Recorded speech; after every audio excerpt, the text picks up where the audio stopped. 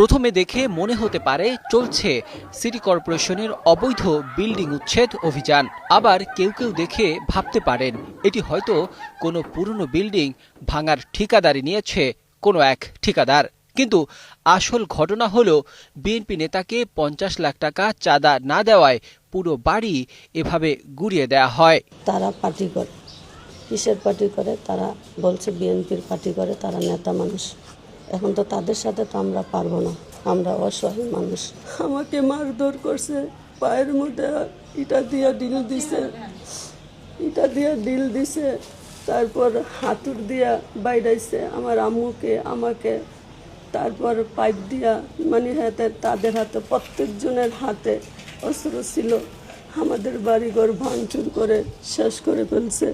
নারায়ণগঞ্জের ফতুল্লার শিবু মার্কেট পশ্চিম লামাপাড়া এলাকায় গত ২০ মার্চ সকাল ৭:৩০টার দিকে এই ভয়াবহ হামলার ঘটনা ঘটে। হঠাৎ করেই ৩০-৪০ জনের একটি সশস্ত্র দল লাঠি, রড ও দেশীয় অস্ত্র নিয়ে একটি বাড়িতে হামলা চালায়। মুহূর্তেই পুরো বাড়িটি ভেঙে চুরমার করে দেয়।